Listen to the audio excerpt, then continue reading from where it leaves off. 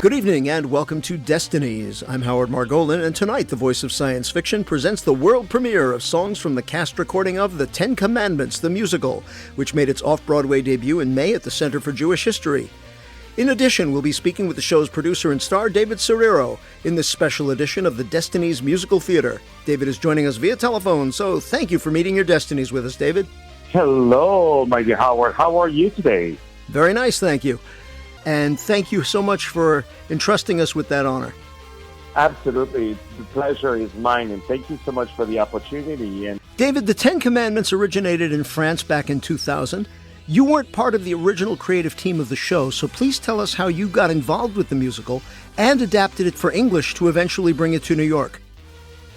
Absolutely. Well, I first saw the show back in the year 2000 and really fell in love with it. And as a matter of fact, I got to know the whole cast and the whole team because I was working as a cleaning guy in the big arena where they were playing.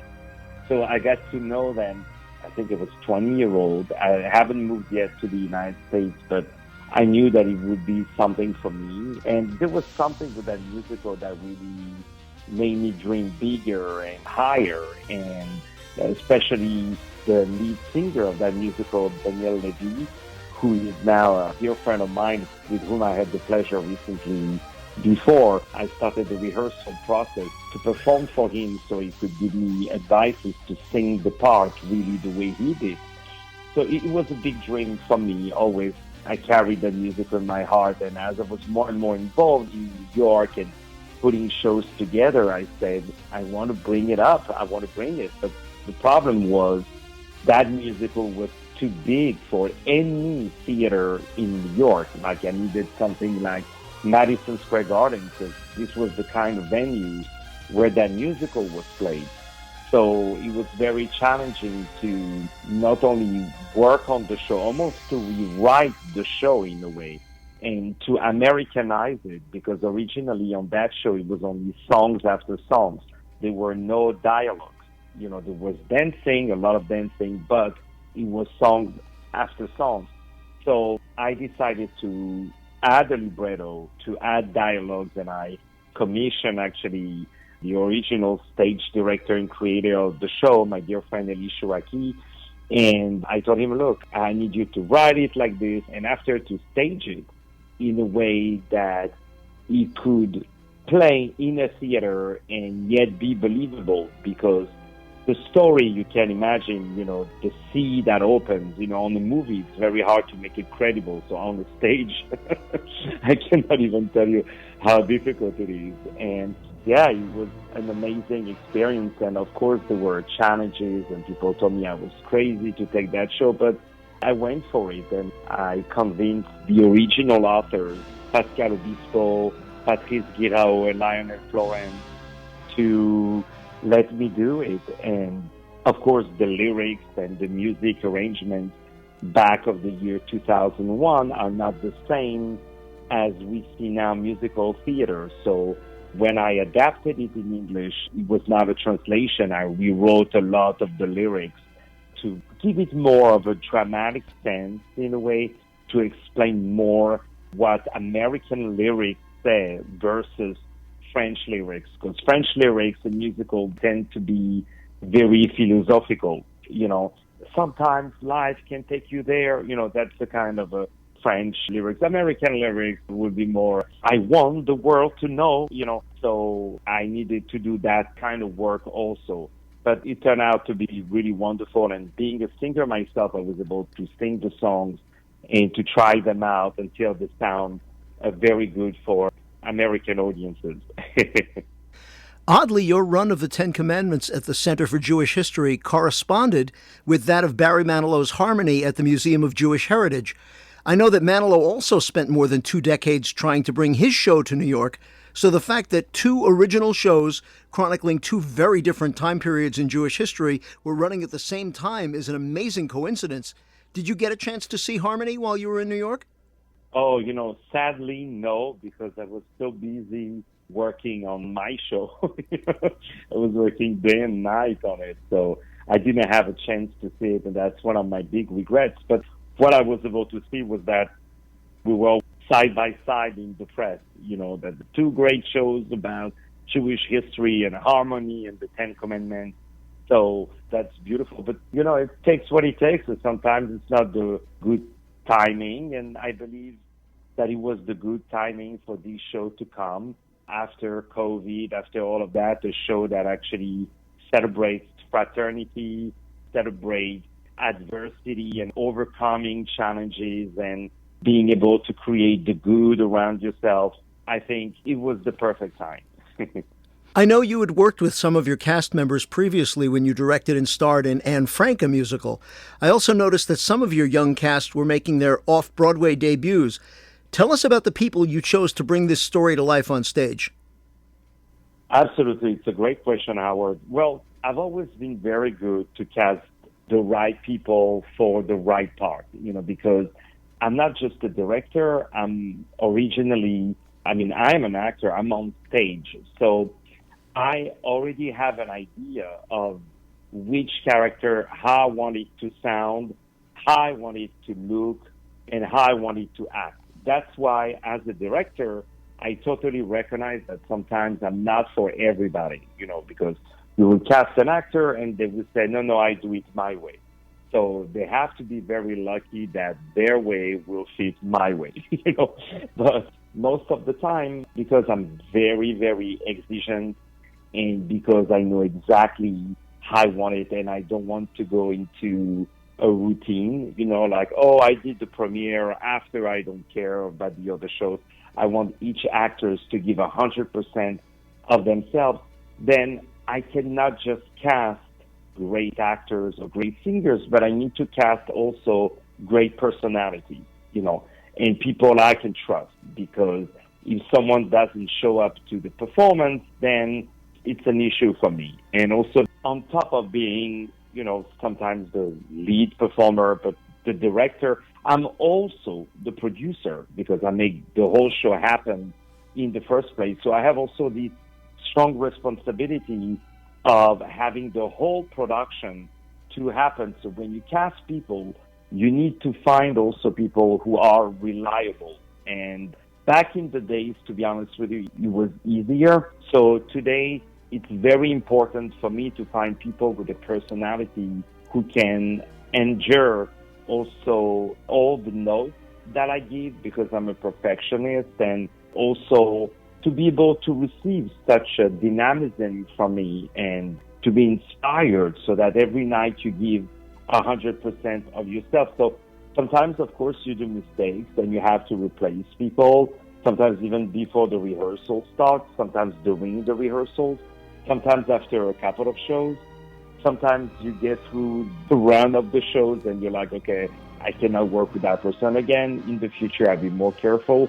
But most of the time, 99.9% of the time, I've been extremely, I would say, grateful to have such great talents. But, I work on every single aspect on the talent, whether it's from the way they walk on stage, to the way they breathe on stage, to the way they sing. Also, I can make them change the sound, the emotion through the voice. So I start with a strong vocal work, and then after a good staging work, and then hopefully I mix the whole thing together. And so it goes through a long process also of casting, and after you end up having the people, and I cast understudies, people who can jump in case someone is sick or has to be replaced.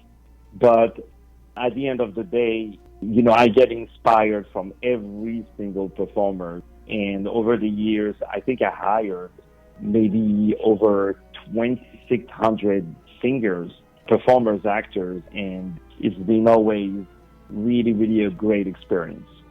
Lisa Mond, who played your wife in Anne Frank, sings the role of Moses' adoptive mother, Bithia. Please set up the first number we'll feature tonight, My Son Will Be Named Moses. Absolutely. So what happens is that there is that great duet called I Choose to Abandon, which was the second single I released. And it's when Yochebed leaves her own child, Moses, to the Nile River. And then you have Bithia, who is Egyptian, who finds this child and she's dreaming on having a new child. So she goes, my son will be named Moses. You know, I find you in the water and I should call you Moses. So that's the first, I would say, solo song of the musical. Is called My Son Will Be Named Moses. And she wants to say it to all the world that she has a new son. So just before you have a mom who is losing her son, her despair, and after the joy of a mom who is adopting a new son.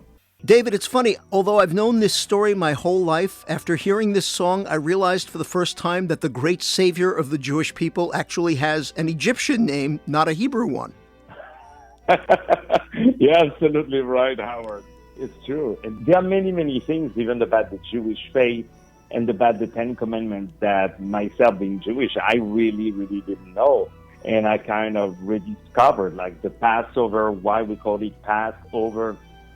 So all kind of things which I rediscovered, and even several cast members, some of them were Jewish, and they were like, oh, because of that, I really didn't know. So it's very, very interesting. Considering the number of ways this story has been presented over thousands of years, how much of the book was adapted from Exodus, how much from the 1956 film The Ten Commandments, and how much was original to this production? Oh, it's a great question. Well, actually, you really hit right in the face of it, because there are these three influences: the original production, the original book, and the 1956 film. So I took actually a mix of the three. So on the original production, they didn't influence themselves at all from the 1956 production of the movie. I used a lot from the movie, but a lot from a costume point of view, because all Americans, they have in their mind this great figure of Mr. Heston, you know, opening his arms with his big talit, his big clothing, and every Jewish child has watched the movie on American television at least once. And that's what I was able to see a lot from the comments on social media when I announced the musical. So I knew that this movie is particularly very strongly implanted into American culture. So I knew that it was important for me to base myself in terms of visuals a lot from it, because the original costumes in the original production of 2000 in France, they were all white for the Hebrews, etc. So I wanted to give a little bit more colorful notes, but otherwise the dialogues were really taken from really the book of Exodus, really from the original. After, of course, you have lines that historically were not really said by that character, you know, but because you couldn't have 50 different actors on stage, sometimes I had one actor, I wrote him a special line just for him during the rehearsals. I was like, no, wait, that's weird that you saying that line doesn't make sense. So let's have that line said by that one, and I wrote another line for that character. So I would say it's really a mix of these three influences. Despite the fact that by necessity the characters aren't depicted as their actual ages, Moses was 40 years old when he discovered his Hebrew heritage. The next song we'll feature tonight is a duet between Moses and Joshua. Tell us about I've Never Prayed Before. Oh, yeah, thank you so much. Well, yeah, so that's the first time I'm saying actually in the musical. So Moses has finally discovered his true identity. He's not an Egyptian. He has met his mom, Yochebed, and he understood that his mom actually lied to him, you know. And then what happened? He's a new state of mind. He's completely lost. And he's like, he feels that something has changed in him, that he's being more spiritual about his Judaism. And Joshua kind of comforts him and tells him, you've never prayed before. Now you're going to start a new destiny. And he's like, okay, I don't want you guys to suffer. He takes the hands of his mom, which were not in the original production. I added all of that. And they sing this beautiful duet, and then all the Hebrews come to him, which already shows the unity of this particular community. David, a few weeks ago I saw a panel at EternalCon called Is Superman Circumcised?, which was about the Jewish history of Superman. That got me thinking that if Moses was 3 months old when he was found by Pharaoh's daughter, how were they able to keep his Jewish nature from the Egyptian court, since he would have already been circumcised by that age, and I doubt that Bithia as a princess would have been changing his diapers? Well, that's a very good point. Well, it's kind of these things that just get lost in the story. We have a lot of stuff that don't really make sense, and sometimes it's actually the audience who come with fresh eyes and fresh ears, and they tell you something, and then you're like, oh, I didn't think about that. I can tell you 2 quick stuff. At the beginning, you have Seti, the father of the Pharaoh, who is advised by, they call them the Egyptian priests, that they saw a prophecy that there would be this Jewish male who will lead a revolution among the Hebrews and then destroy the Egyptian army and all of that, and the Egyptian empire. So Seti orders to kill all the male firstborn who are Jews, But actually what happens is that Aaron, he is the older brother of Moses. So technically, Aaron should be killed first and not Moses to be put in the sea. So you have that stuff. You can be like, oh, wait a second here. But they say, oh, the newborn or the one to come up. So this is one of these things that go, with the story of theater. And the other thing that an audience member told me actually on the last performance, that I realized actually on the very last performance, I realized it on the video that my legs were whiter than my face. Because, when you are in New York in May, so there was a little bit more sun, so of course my face is more tan than my legs, But if I would be living in Egypt, the whole body would be tan almost the same, because in those days there were no pants, So then I was like, oh, wait, that doesn't make much sense. I should have put some suntan on the legs also to match the color of the face. But this goes, with the little stories of theater that we can laugh about, Our next number, O Moses, features 4 of the cast. How does this quartet featuring Moses' Jewish family and his Egyptian mother fit into the story? Well, this is actually when Moses is sent to exile by his brother, Ramses. And his mom, Bithia, tried to, in a way, save Moses and not to send him to exile after he killed an Egyptian soldier who was beating a Hebrew, but he killed him really by accident. And in those days, Moses could have killed whoever he wanted. He was the son, quote unquote, of Pharaoh. But what happened is another story, that Ramses also had another dream. And similar what happened. So when he arrives, he doesn't want to kill him, so he sends him to exile. So then Moses leaves, and he makes a lot of people sad, He makes Bithia, his mom. He makes Moses' real mother, Yochebed, Aaron, but also Miriam, his sister. So you have on one side of the stage Moses' family, his mom, his brother, his sister, and the other side of the stage you had Bithia, the Egyptian, who also loved Moses. And that's one of the most beautiful parts, I would say, of this musical. And what I wanted to show also as a director is that I wanted to detach a little bit the characters from their function.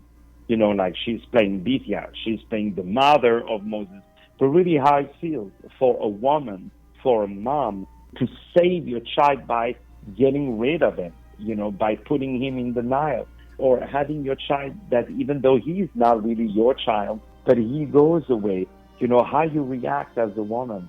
So this was the thing for me to humanize, if I may say, at the most, this duet, and this is such a beautiful piece. With our guest, producer and star David Serero, here on WUSB Stony Brook. The End of Radio with Chris Phillips will be coming up in a little while, so please stay tuned. David, why do some of your cast pronounce the name as Moises and others as Moses? I'm so happy that you cut that. I'm so happy. because, I wanted to separate really the Hebrews and the Egyptian. And I thought if the mother was calling him with a real, true Jewish accent, or the way his name is said in the Jewish tradition versus the way they would say in the non-Jewish tradition, I thought that would create a good contrast of colors, So when the Jewish mother says Moses, there was something like more personal, more intimate. Moses, like my son, versus that Moses, So I'm so glad you got that. A few people got it. Considering how ancient and well-known this story is, did you notice any difference in familiarity with the source material between your Jewish and non-Jewish cast members? Oh, no, absolutely not. No. I didn't want it to be a Jewish show or a Jewish musical. I really wanted it to treat it as a story, and the music carries all the souls for itself, even though, of course, it belongs closer to the Jewish history, to the Muslim history, by example.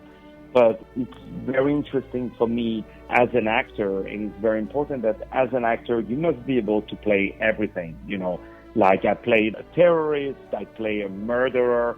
I can assure you, Howard, I've never killed anyone, But you have to be able to play everything regardless of your faith. I played a priest, I played everything, and I will continue to do so. And that's the beauty of our profession.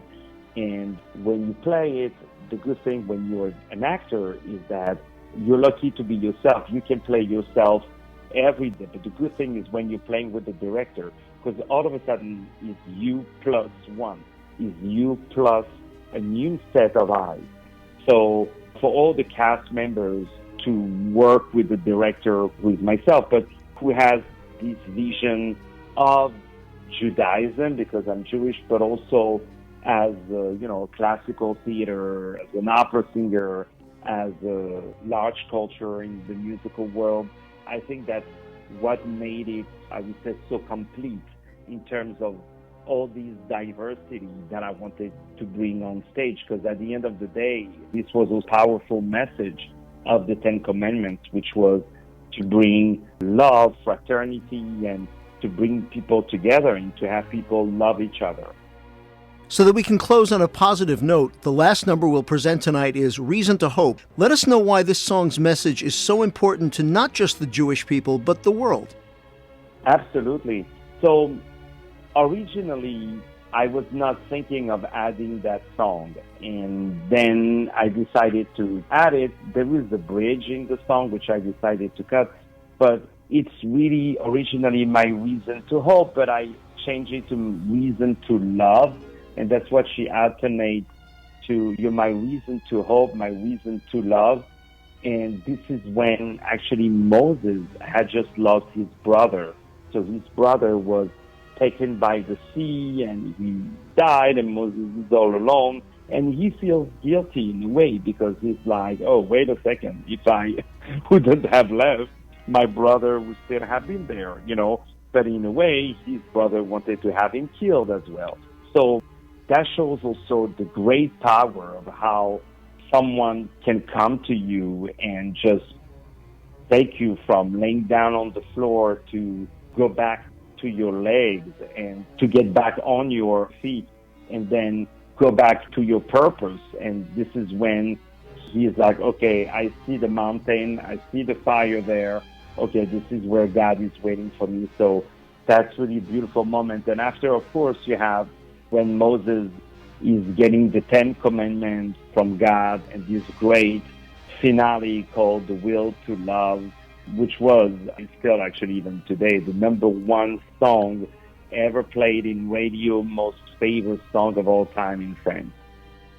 David, are there currently plans to bring the show back to New York or to tour in America?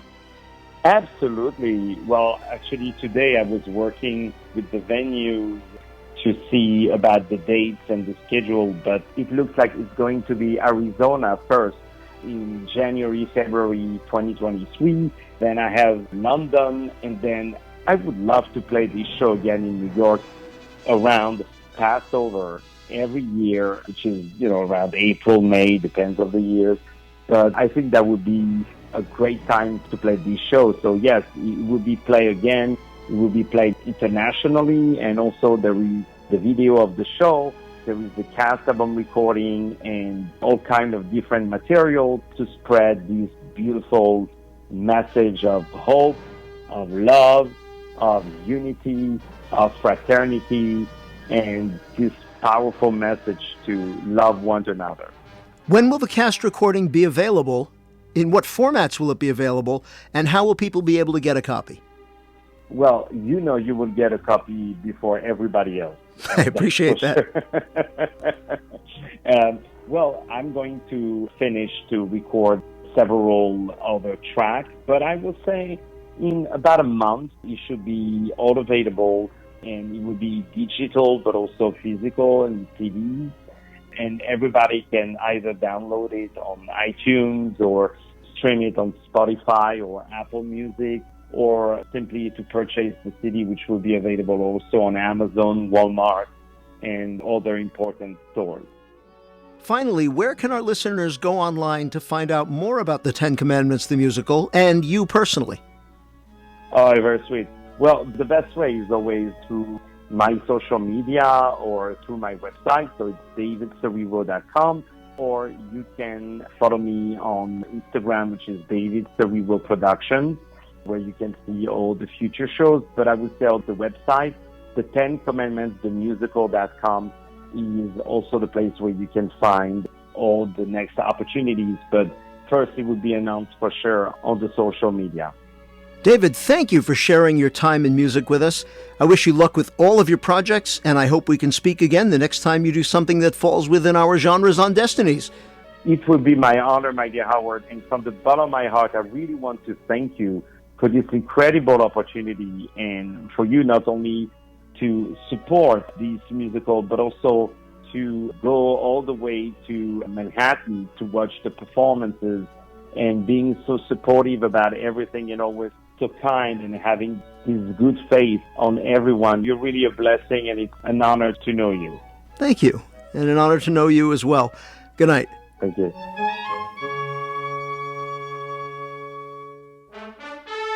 Our guest tonight has been David Serero, producer and star of The Ten Commandments, the musical. Learn more about the production at www.thetencommandmentsthemusical.com. That's thetencommandmentsthemusical.com. And about David at davidserero.com. That's DAVIDSERERO.com. Next week, The Voice of Science Fiction will be live as the Destinies Film Review League gathers to discuss DC's League of Super Pets, which opened in theaters yesterday. You can write to Destinies, care of WUSB Radio, 2nd floor West Side Dining, Stony Brook University, Stony Brook, New York, 11794. The Destinies musical theater premiere of Songs from the Ten Commandments has been produced by a member of the Science Fiction Forum in association with WUSB Stony Brook. The forum is located in rooms LO608 and LO609 in the Stony Brook Student Union and holds meetings on Wednesdays at 1 p.m. This is Howard Margolin saying thanks once again to David Serero for joining us, reminding you to stay tuned to WUSB for the End of Radio, who graciously let us have this extra time, and wishing you the best of all possible destinies.